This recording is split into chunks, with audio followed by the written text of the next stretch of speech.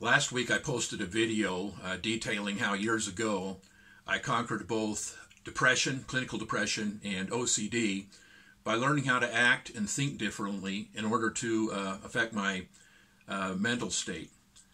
In that video I detailed what I did behaviorally, since that was really the first area of my focus.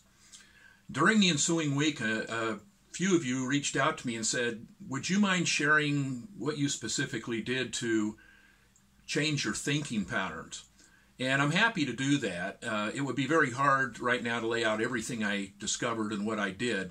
So in the interest of brevity, let me just focus on one really important fact I found out about human beings and our thinking, and the tool that I used to improve my own mental state. First off, the fact. Human beings almost universally complain about the incessant negative messaging that comes from our internal chatterbox, as people like to refer to it. We wonder why it's so self-critical, so negative, and basically self-sabotaging. You know, in fact, as a personal coach over the years, one of the first things that I have to deal with is very competent people saying, I'm really not that good, or I don't really believe I can do it, and so on and so forth. And it's really been interesting to me to, again, see the universality of that. So if any of you have ever known a person who has clinical depression and or OCD, you'll know that their chatterboxes are on steroids, and I can attest to that fact, having been there myself.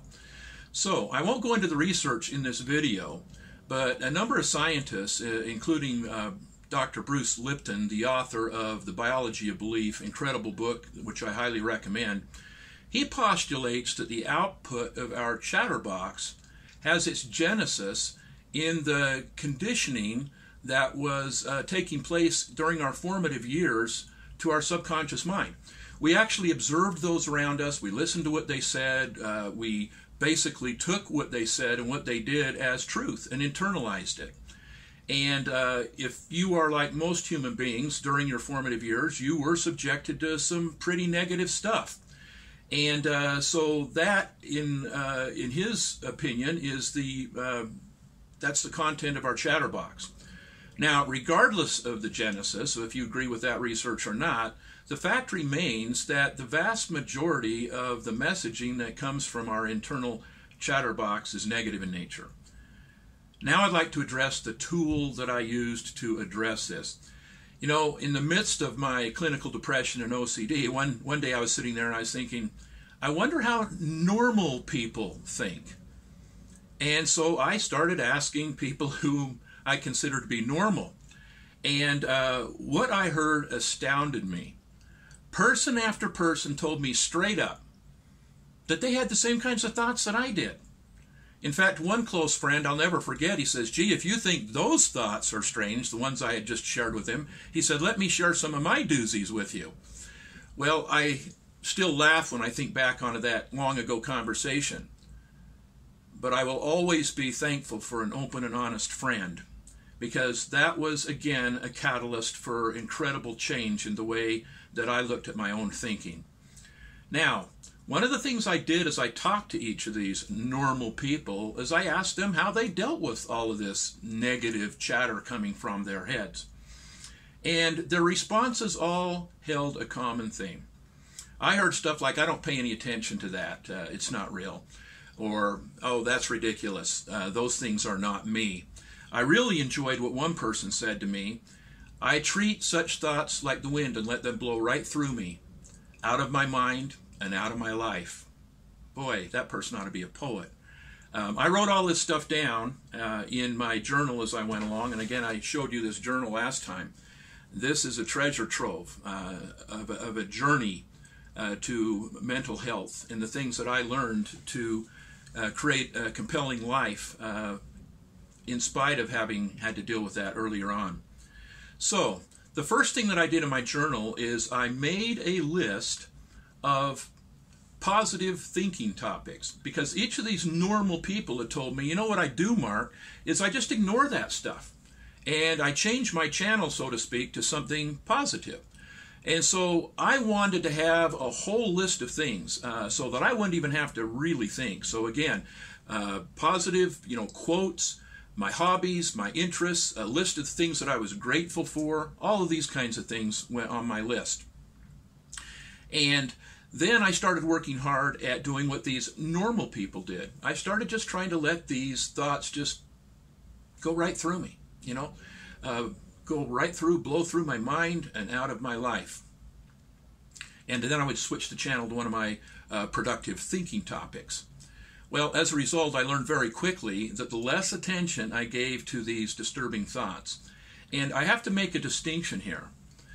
One of the things that's a problem with people who have depression and OCD is that they focus on those thoughts. They cogitate, they analyze them, they argue with them.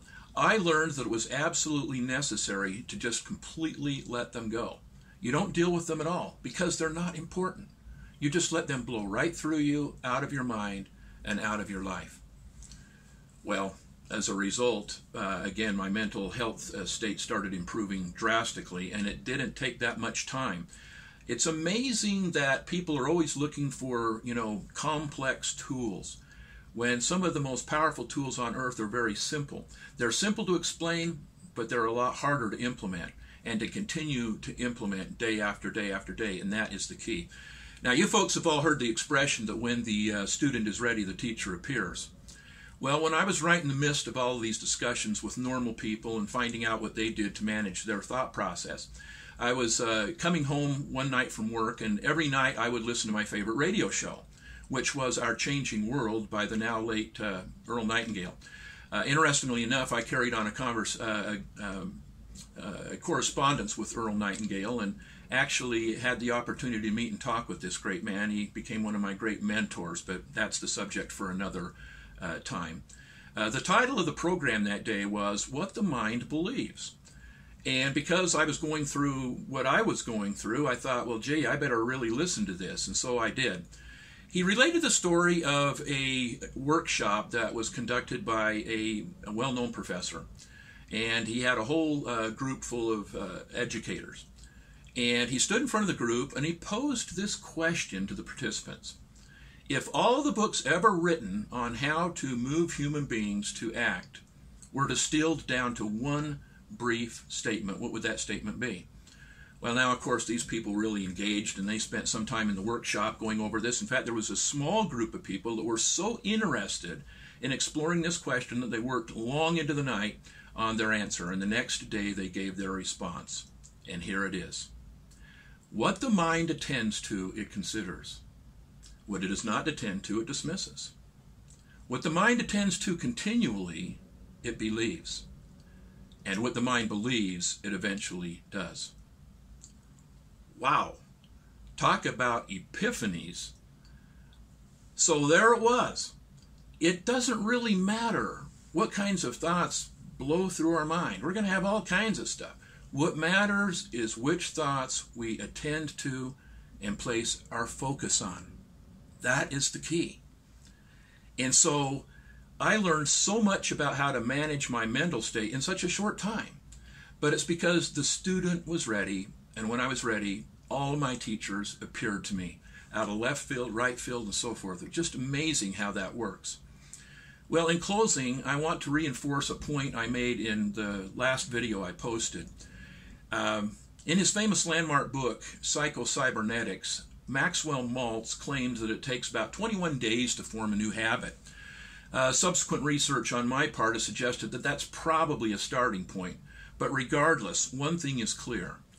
Maintaining mental health is a process. It's not an event. It's something that you have to do day after day after day, just like bathing. It's a daily discipline. Well, I hope this information has been helpful to those of you who asked for it. If you'd like to hear about some of the other tools that I use to maintain my mental health, I'd be more than happy to share them.